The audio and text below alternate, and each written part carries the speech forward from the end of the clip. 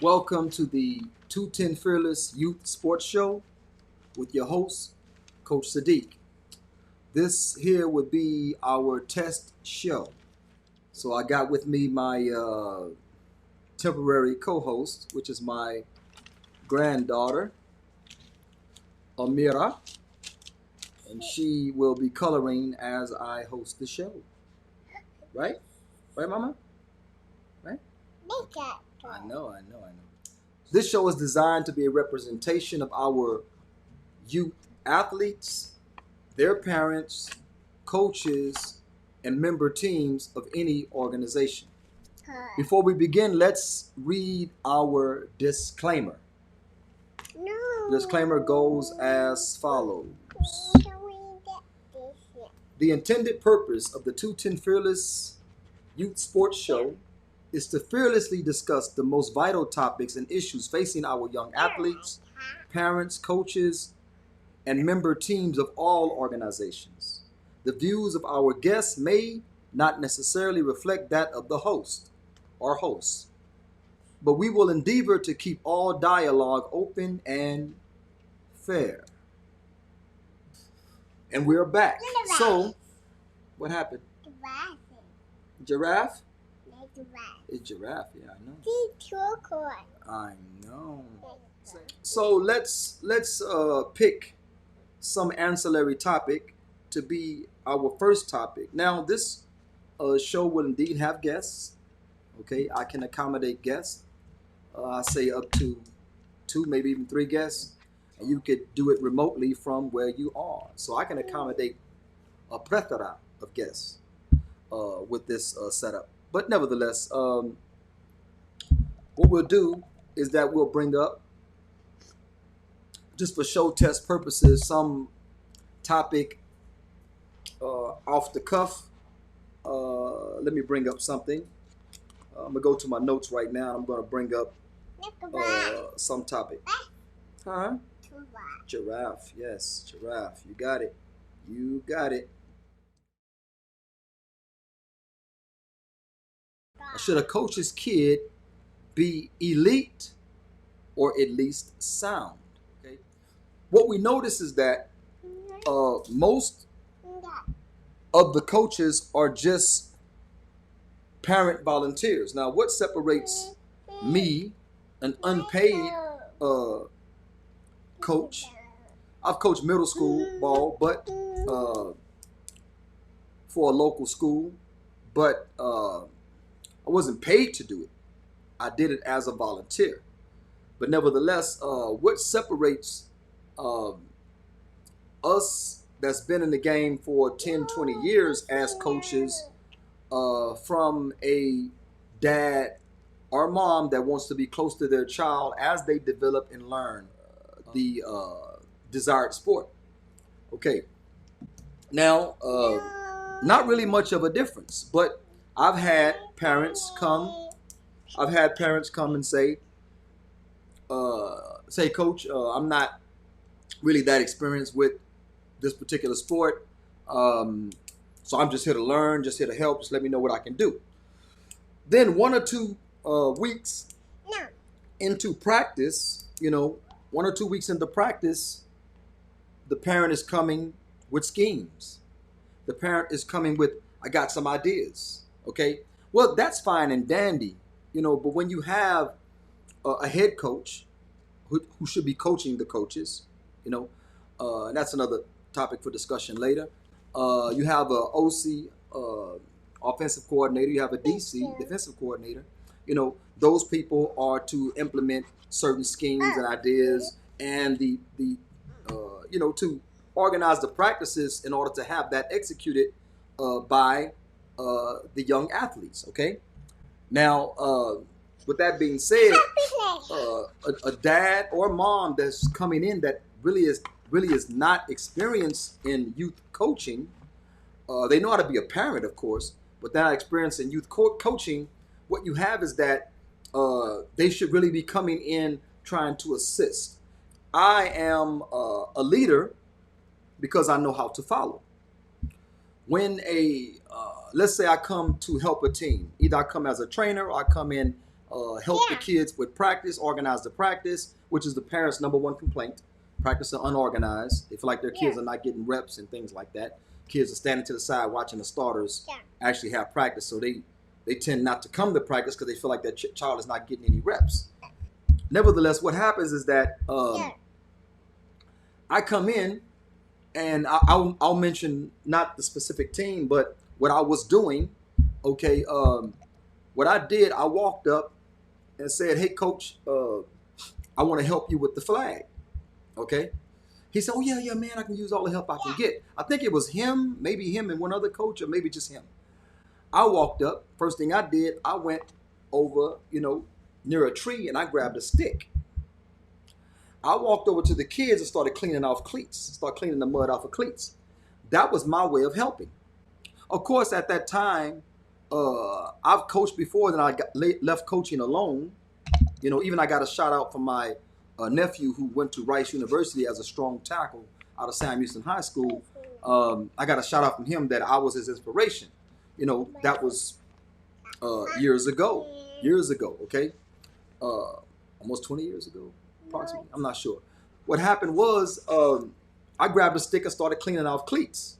Now, this is something that the team needed. It was practice. And then, I was cleaning up the cleats because the children's cleats were packed with mud, and it's really hard to execute practice run scheme when your cleats are packed with mud. So I made sure I cleaned off the starters' cleats first, and then I went to the bench players, the reserves to clean out their cleats. Now, another thing, when I went over to assist the Predators one year with tackle ball, okay? I went over with Coach Sean and Coach John at that particular time, and first thing I did was, our first game, I think it was, I saw the field, I saw the condition of the field, because I'm used to doing AD duties and stuff like that, walking around making sure the field didn't have potholes. I remove the ant piles.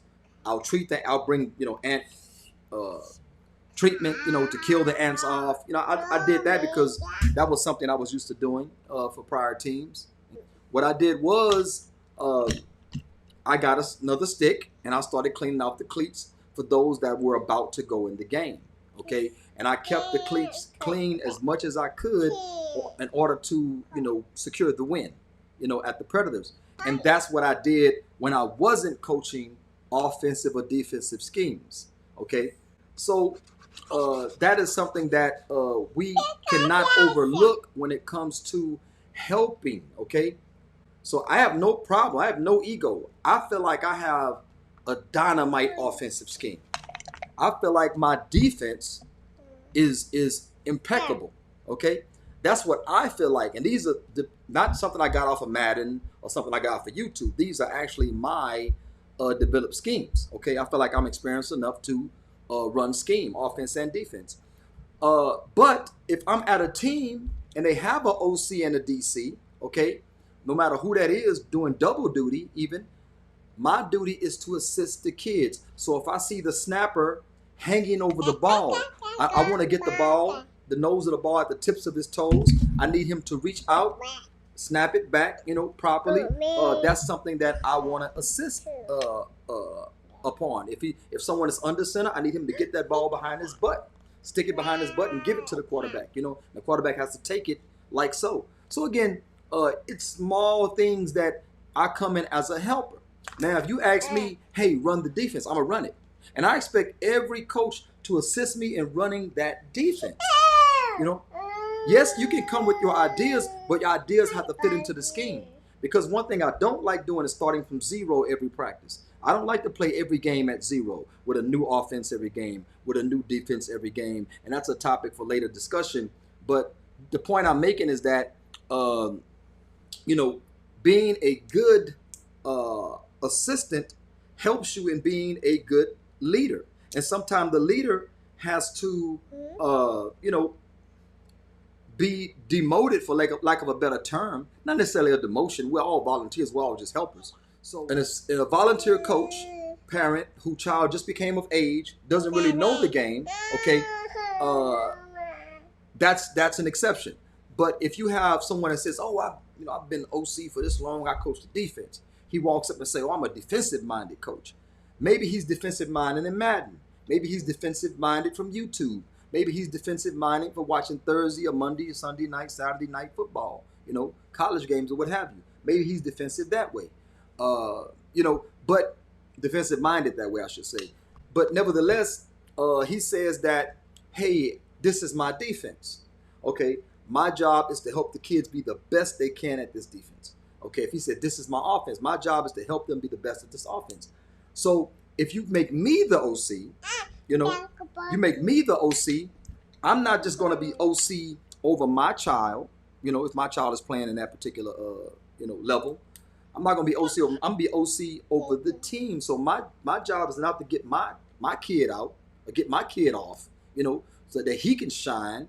But my job is to, help the team perfect something before the playoffs. Okay, and that's another topic. Again, I'm jumping topics, but should a coach's son, head coach, offensive coach, defensive coach, should their child be elite or at least sound? I say yes if you're going to come and start introducing scheme. If you're going to be assisting the offense, then whatever position your child is at, because practice is really limited now. Even the sun is setting earlier, right? The sun is setting earlier, so we have less practice time, and school is first. School is first, so it's incumbent upon us coaches to organize our practice to make it optimal, okay? With the little time that we have. Now, so you say you are defensive minded. Okay, if your child is on defense, then he should be at least sound at defense. If you say you are offensive minded, then that means your child should be at least, if not elite, sound at offense. If you say I train my child, or I am coaching my child, then I should not. Let me turn this microphone a little bit because she's in it. Okay, I should not. I should not be teaching your child how to take a handoff. And you say your child is a running back. I should not be teaching your child the cadence before the snap to make sure his offense is set if you say your child is a quarterback. I should not be teaching your child how to secure the ball, whether you're high and tight or you're trapping, or you're running free. Your child, my opinion, if you are an OC or DC, offensive coordinator, defensive coordinator, head coach, whatever, your child should be at least sound. You don't have to be the best athlete, okay? They should be at least sound in the position that they desire or the position that they're best at if you're going to be in those leadership positions. Because if you have that position, believe me, I'm going to support you. I don't believe in changing schemes. Again, another topic, I'm jumping, but I don't believe in changing schemes like that. I believe it confuses the kids. They never have something to perfect. Okay? What's wrong, Mama? Come up, Baba. Come, Baba. Okay. I believe that they should have something that they can, perfect. Want to get down? Okay, get down. Something they can perfect. So with all of this changing and starting from zero every practice, starting from zero every game, it's going to look like we don't practice every game. It's going to look like the first game every game, So again, should a head coach son be sound? Should they, if not elite, should they at least be sound? Yes, they should. Because if you can't coach your child, how can you coach the team? That's my philosophy, okay? Now you say, oh, you're just saying that because all of your sons and daughters are elite, whatever. Well, I'm a trainer. I train them from sometime 1 year old, sometime 2 years old. I train them from those levels. Now, how do I train a 1 year old? How do I train a 2 year old? Chase them. I give them a football and I chase them. The girls tend to run a few steps. I get too close, they'll throw the football. Okay. The boys may do that too, but they're less likely to throw it when I get close. When they become 2, 3, or whatever, I'll put some flags on them, and I'll chase them with the flags. Or I have them chase each other with the flags and pull the flag and things like that. That's my way of coaching young children. I make it very, very fun for them. It's not about winning, because if it's about winning, then I'm going to be imposing my standards upon them and upon their abilities. I take the winning out, and I need them just to, learn the game. Now, when they become of age and sound and comprehending, then the tables are going to turn, and I'm going to expect them to execute more as they understand and comprehend more. If you are an offensive coordinator, a defensive coordinator, head coach, what have you, should be sound. If you're doing special teams, your child should be sound. It is not, in my estimation, in my opinion, it is not fit or adequate that you went to Madden or YouTube and found a scheme and imposing that upon a team. I think you need to know how to coach, which means your child would be at least sound, if not elite. Because, hey, you are a coach. And that's just my opinion. Now, this is my test show. We will, like I mentioned before, have guests. This show is not geared toward 210 Fearless Sports. This show will be for everybody, all youth athletes. It will be for all parents that want to come on and talk about a specific issue, a specific occurrence, vent, even. I'll allow it, okay? Coaches, teams, the team members of organizations, we'll open it up like that. So again, a lot of background noise. My grandbaby is, going off. And again, this is a test show, so I'm not too particular on the background noise. I pray that you learn something. If you disagree with my assessment, then, that's fine. This has been Coach Sadiq for the 210 Fearless Youth Sports Show. I'll see you on the next one. I'm out.